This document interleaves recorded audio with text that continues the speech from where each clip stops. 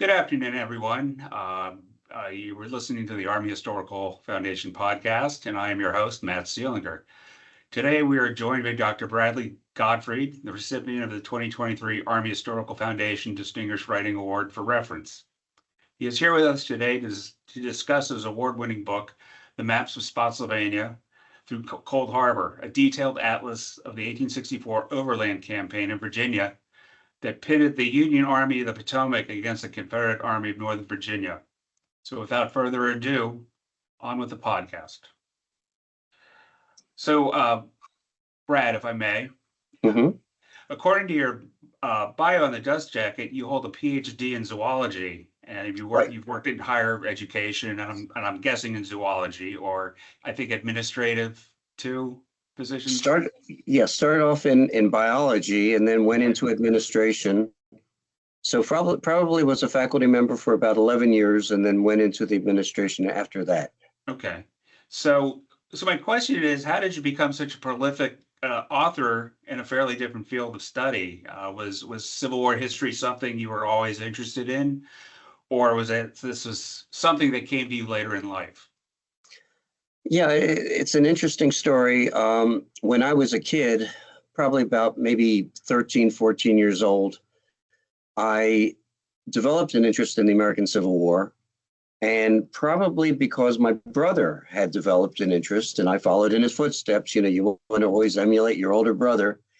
When I went off to college, I put the books away. I was pre-med and I didn't want to be well, back then, and we're talking about the 60s now, there weren't very many jobs at all in higher education or even in school districts, and history professors, not so much.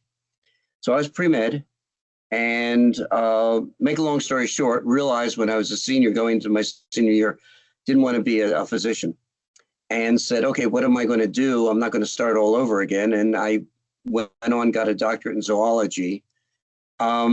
And my interest in the Civil War really waned at that point. I mean, when I went off to college, that was it. I brought my books with me. The book boxes, never opened them up until finally I get back to Philadelphia, where I grew up. And I was 40 years old. So, I mean, there was quite a gap. I think the reason why I study history is, one, I have a love of history. And two, I like to do research. I've always liked to do research. My doctorate is, I'm a field zoologist, meaning I would go out and study animal behavior in the dead of winter and in summer, et cetera. But when you have a young family and you're a faculty member, it gets tough to do that kind of thing. Much easier to sit behind your computer or go to a library where it's not raining or snowing or freezing cold. And so I transferred the knowledge or the scientific techniques to history. And that's where I am today. It's I believe that I'm a better historian because of my critical thinking skills that were developed as a scientist. And, it's interesting. I don't do anything with biology or zoology. For the past 30 some years, it's only been history. And when I was working, it was just higher ed administration. I grew up in Virginia, and I think Virginians may produce more historians per capita, but we've got this little thing called the Civil War that took place in our backyard. So okay, that answers that. So why don't you kind of briefly discuss the origins of this book, the one that you won the award for, The Maps of Spotsylvania through Cold Harbor. Maybe talk about what sources you used in your research, largely primary, secondary, and where do you conduct your research for the most part? Okay. Well, if you don't mind, if I could start at the very beginning. Sure. It actually began in the 1980s when I went back to Gettysburg after many, many years and realized that there was no written auto tour. There had been some, but they were all out of print. And the publisher, Stackpole, actually said, fine, we'll let you revise an old book. Stackpole and I's Battle of Gettysburg, a guided tour. Sight unseen, I had never written anything on the Civil War. It was one of the few times I've ever gotten an advance or something or another payment when I actually turned in the book. And what I found was one project led to another. So from the guided tour to a history of the Philadelphia Brigade, and then I got very interested in Gettysburg. So I did roads to Gettysburg, the artillery of Gettysburg, the brigades of Gettysburg, etc. And I came on an idea of a map book because I knew so much about Gettysburg. I said, wouldn't it be nice to have a book that has 140, 150 maps, and on the facing page is what actually happened. So you can look at the map, you don't have to flip around. There's the facing page that has diaries and letters, and it tells you what's happening. And it's amazing, Matt, because to me it was so obvious, but I could not find a publisher that could understand what I was trying to do. And unlike other books, you don't write this book and then say, here it is, it's finished, because of all the maps. And so I finally approached Ted Savis. I don't know if you've ever spoken to him. He owns, he's the publisher of Savis Beatty. He immediately realized it, the power of it. And so that led to the maps of Gettysburg. And then I decided, wouldn't it be great to map every campaign in the Eastern Theater of the Civil War? And so I've done first Bull Run, second Bull Run, Fredericksburg, Antietam, Gettysburg, Wilderness, Spotsylvania, etc. I still have a few more to do, but that really has driven me. The interest in really illustrating what happened during these campaigns. It's not just what happens during the battle, but like in the Spotsylvania book, it talks about how the armies got from the Wilderness, which was right before Battle of the Wilderness campaign, to Spotsylvania. And then for Spotsylvania, it continues on. How did they get to North Anna? How did they get to the James River, etc.? So that became a passion. The biggest problem, and then I can answer your question directly in terms of sources, etc. I couldn't find a cartographer, because imagine, if you will, Matt, usually you don't find cartographers who are historians. Usually you have a historian and they'll hire a cartographer. For my maps, for my Brigades of Gettysburg book, I had about 20 maps, 20 maps. I had to pay a cartographer about $100 to $150 a map. Well, when you multiply that by 150 or whatever, and I had tried to work with some cartographers, they could be co-authors, and they realized that they were not interested. It was just too much work. You've seen the book. It goes down to the regimental level, and it's pretty detailed in terms of where the cornfields are and the streams and the high ground, etc. And I was going to give up because I could not find a cartographer. My wife, who's a graphic designer, said, let me show you a basic graphics package where you can do your own maps. Oh. And I think this was the best thing for me, because if you were to be in my office, you would see on one, I have two monitors. On one monitor is the text that I'm drafting, and on the one on the left is the actual map. And I go back and forth, and one informs the other, using diaries, using letters, using the official records, etc. And so it helps really to complete these books by doing both the maps and the text. And the last thing I'm ever going to tell myself or tell anybody is that I'm a cartographer. I draft maps, but some of them are pretty, but I'm not a professional cartographer, and I don't try to make myself out to be anything other than someone who's trying to illustrate a battle with a map, and some of the maps are very basic. I mean, they're full color, and they do seem to illustrate very well what was actually happening during this campaign. So how I would do my research, well, as many of your listeners may know, the official records of the Civil War, there's 128 volumes. For every campaign, there is usually a volume or two. For instance, for Spotsylvania, I think there's 3 volumes. And so that has all of the official records, usually down to the regimental, regiment, brigade, division, corps.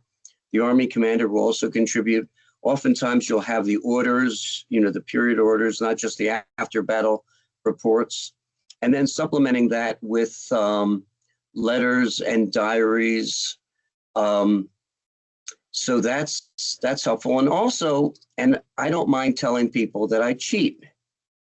I am not if you go to a library, the War College, for instance, in Carlisle, you would see that there are works on Spotsylvania that run 600, 500 pages in length. I'm not trying to replicate them. I'm trying to explain graphically what happened. And oftentimes it's interesting, people will read those books to get the texture, but they'll have my map book next to it, looking at the maps that illustrates it. And so, but I need something as an anchor, so I know more about the campaign, so I know where things fit together. And then I will, after I have that, I'll go to the official records. I'll go to, there are, as you know, Matt, there are thousands of books that are regimental histories, that are memoirs, that are diaries and letters. And oftentimes going to the War College, going to, University of North Carolina, the Southern Historical Collection, to augment. But my problem is, for anyone who has seen my books, I only have a certain number of words that I can fit into a page next to each map. And so for me, I can't have footnotes because it would eat up too much of the page. I have endnotes. And if you look at my endnotes, boy, are they expansive, because so much stuff, so much information that I want to include in the text next to the map, I just don't have room for.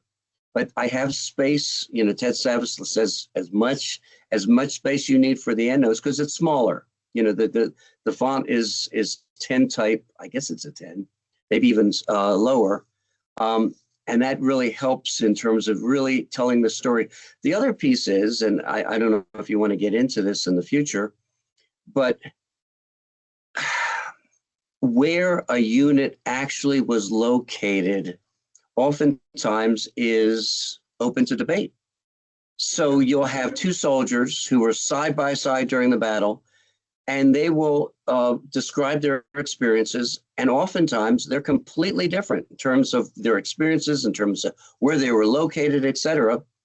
And I'm obviously going to have to pick one of them. Sure. And use it as to illustrate. But what I want to do is in the end note to say, okay, but there's another soldier who had this perspective, and here it is. And this is why I didn't use it, because I felt that it just didn't flow with the other sources of information, et cetera. But if I have problems, it's usually with someone who wants to take issue with the exact location of a regiment. And I just got an email, I have to tell you. Actually, it's good timing. Yesterday, someone had read my Maps of Second Bull Run, which just came out last year. And I had the brigade alignment, which regiment was next to each one. And he said, well, I think you got it wrong, because there was a soldier from who wrote in the National Tribune, which was a newspaper written by, contributed by veterans. And he'd written 1880, or what, over, now this is what, more than 15 years, probably 17, 18 years later, saying, no, this is the alignment. And as I explained to him, soldiers' perceptions are wildly inaccurate, especially as time goes on. Sure. And remember, not like the world wars, they're using black powder, billowing white smoke. Nobody knows what's going on, where they are. And for someone to say, I know exactly what the arrangement of other regiments were in my line of battle, I just don't, I'm not going to put a lot of credence into that. So I don't know if I answered, I need a lot of words to answer your question, but hopefully were there any other components to the question you had? No, you've got everything. Do you, let me just kind of finish up on that. Do you actually travel a lot for research, or are you using more online sources now? Now everything seems to be more and more online. Well, one thing I have to do is I've got to visit these battlefields. I've got to walk the fields. I got to get a flavor. I mean, it's one thing to read about, a soldier's recollections, but to actually walk them obviously is completely different. So I try to walk the fields before and after I've completed the work. But yeah, here I am. I'm 75 years old. It's getting more difficult to get out. And there is so much, as you've just said, Matt, that is digitized. The War College at Carlisle is digitizing quite a bit. One of my favorite sources is archive.org. And one of the reasons why, if you look behind me, I have and there's another section, but many fewer books because I've downloaded them. They're out of print. I don't need them physically.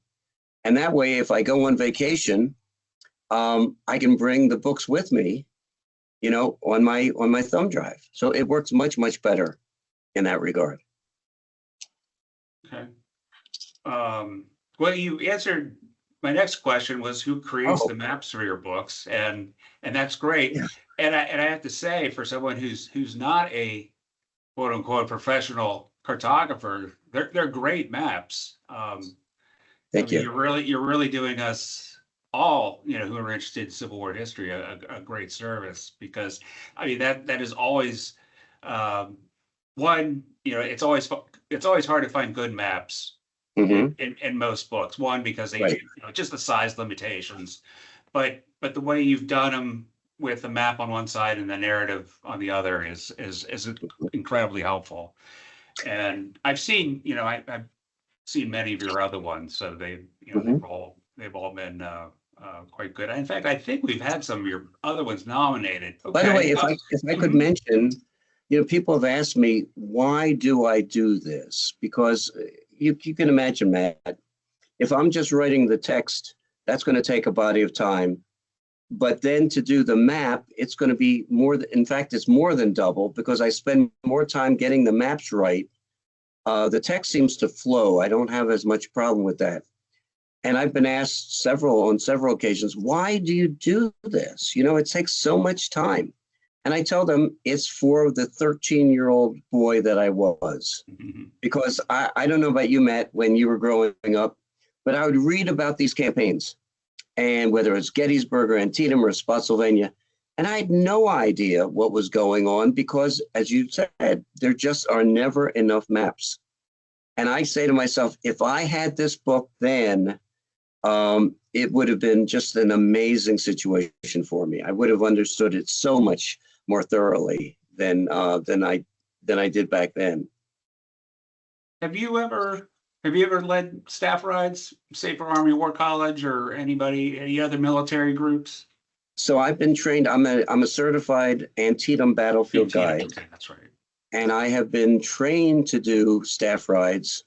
The problem is, and I take nothing away from Gettysburg, but a lot of staff rides in the East tend to go to Gettysburg. Yeah. So there are many fewer at Antietam, and the ones that are, even though I've been trained to do them, I'm not a military veteran.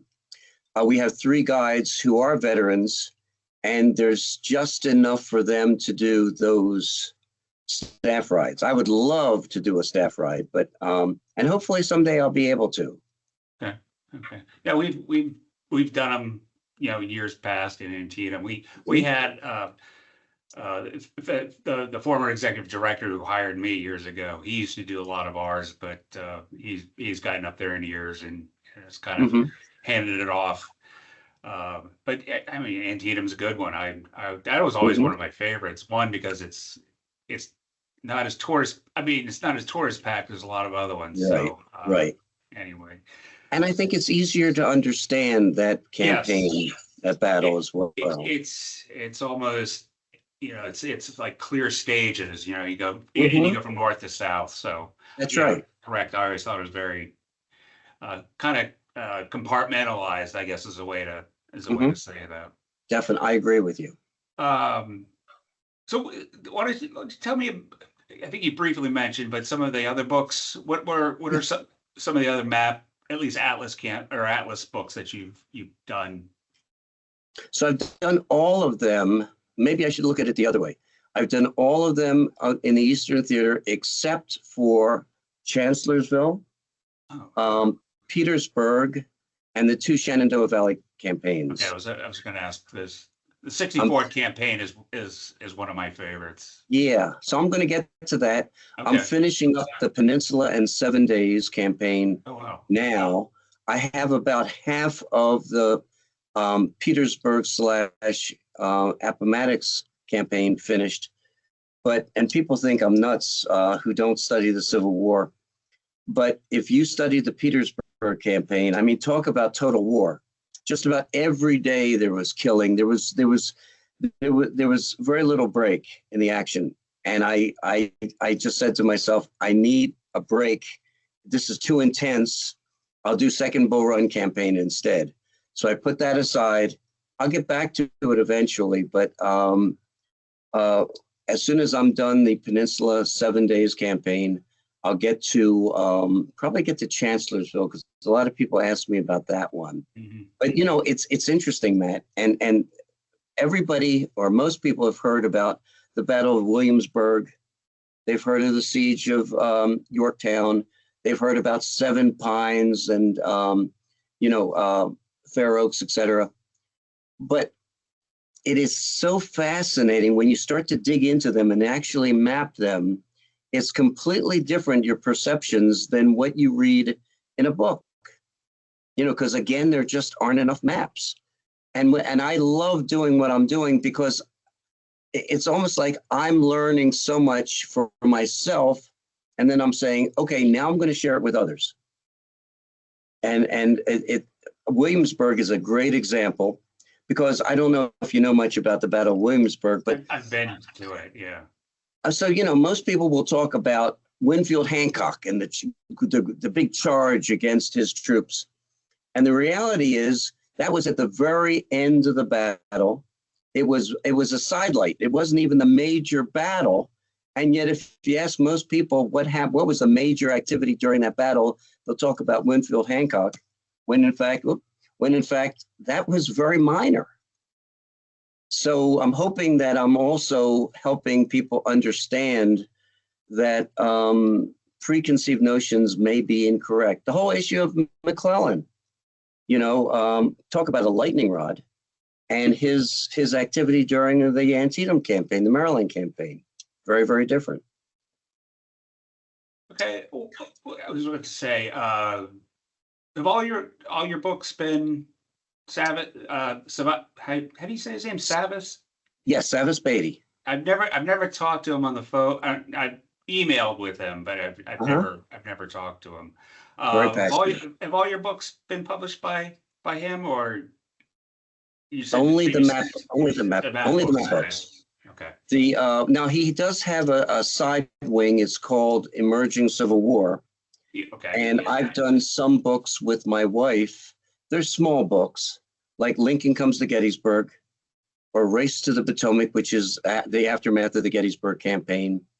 I've done Hell Comes to Southern Maryland, the story of the Point Lookout prisoner, Point Lookout, which was the largest Confederate Civil War camp in the North, prisoner of war camp. I'll get that out. The only thing that I do with Savis is the Emerging Civil War, which was Race to the Potomac and Lincoln. and the map books. Um, I think you touched on them again, but can you briefly mention some of your future projects or what Mhm. you're working on now? Yeah. So right now it's editing the and it's difficult because not only do I have to go through the maps of the peninsula in 7 days and look at the grammar and look at the maps, but then I need to send it off to rangers. I'm hoping Bob Crick will look at it and other historians, and then I send it to Ted, and then he reviews it or there's an editor who he's assigned it to. So that takes a long time. There are other works. I'm trying to think now. Um, oh, well, I'm working, for instance, on, okay, one is Maps of Shiloh. I only do the Eastern Theater, but a young historian was very interested in doing the Battle of Shiloh. And I said, fine, I'll help you. You do the text, you rough out the maps, because I don't have the time to really delve into the Battle of Shiloh. And I'll do the maps for you. And it's like a 70-30 split in terms of royalties. I'm doing it just to help them, really. So that's coming out. There's some other volumes that I'm looking at. But, Matt, and this is going to sound a little morbid, but I hit 75 this past March. And you start wondering, how many more years do you have?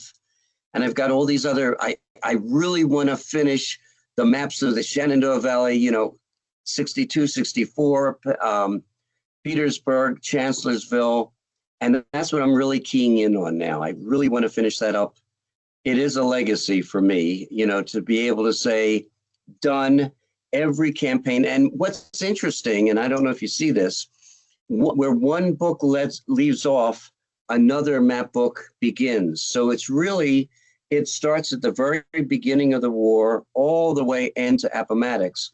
The one I'm doing right now, I talk about the Peninsula Campaign. Most people think it's 1862.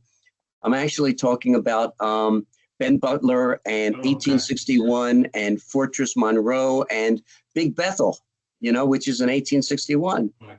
Because I want to follow it all the way through to the end of the war. Sure. Oh, okay. Yeah. Okay. This is kind of maybe a little fun here, but is there a particular campaign, battle, personality, Union, Confederate that you find particularly intriguing? Oh gosh. Well, I'm a little, yeah. I'm a little biased. Being an Antietam battlefield guide, I spend a lot of time giving tours of Antietam, and I just find that campaign, I think they're all fascinating in their own way. But that one, I just find fascinating.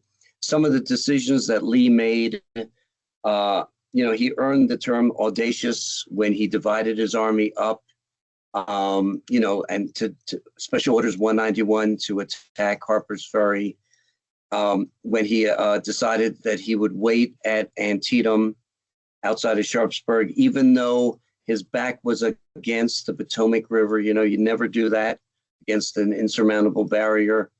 And just the bloodiest one-day battle. I just find it to be fascinating. And as you said, because it's almost linear, starting with the bloody cornfield, and then you get down into the West Woods and Sedgwick's division being destroyed. And around the same time, you start to have the Bloody Lane. And then about the same time, you start to get into the lower bridge. I think it's compelling. And I really, because I spend so much time with it, I think that probably is my favorite campaign. Favorite unit? I don't know. One unit that really, and I talk a lot about it when I give certain lectures, is the 69th Pennsylvania. And most people have never heard of the 69th Pennsylvania. My first actual book was it was called Stopping Pickett, The History of the Philadelphia Brigade. I think it came out like in 1989 or 1990. And It was a Philadelphia regiment. I don't know if you have time for me to talk about it, but it was okay. It was a Philadelphia regiment. It was Irish. These men had come right off the boat, many of them, and there were three other more native regiments. The firemen of the 72nd, the 71st Pennsylvania, and the 106th.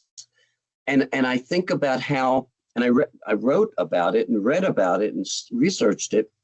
They are marching through the streets of Philadelphia in 1861 to hop on the trains to get to Washington to join the army. And here you have the native regiments being cheered by all these townspeople from Philly, you know, throwing water and flowers, and not throwing water, but giving them water, etc., food. And when the Irish marched by, they're throwing bricks and rocks at them, and they're throwing obscenities at them. And yet, if you look at the Philadelphia Brigade, the toughest regiment, the regiment that would not break, was the 69th Pennsylvania. And I think at Gettysburg, whenever I bring friends over to Gettysburg and bring them to the copse of trees, I show them where the 69th Pennsylvania was. And I say, here were men who were denigrated by their townspeople, by people that, should have been supporting them. And they were the rock. They would not budge in the face of Pickett's charge. In fact, many of Pickett's men literally had to jump over them to get to the rear because these Irishmen would not retreat. And you have to wonder, what they're made of to have that kind of steel in their veins, so to speak. But I think that is a real inspiration for me, that regiment and what it went through during the war.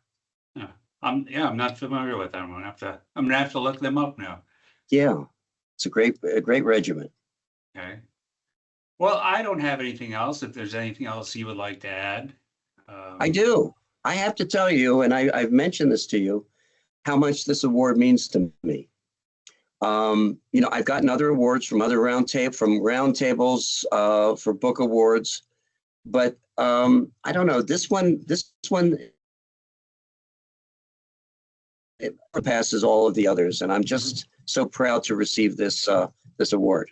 Well, it's definitely well deserved. Well, my coworker mentioned that you have a website. If you would like to mention that. Sure. Yeah, I wish I did a better job of keeping it up to date. I get a monthly summary and I say, whoa, people are looking at it and they're going to it. So I need to add more to it. But it's simply bradgottfried.com or bradleygottfried.com. Either one will take you to that website. All right.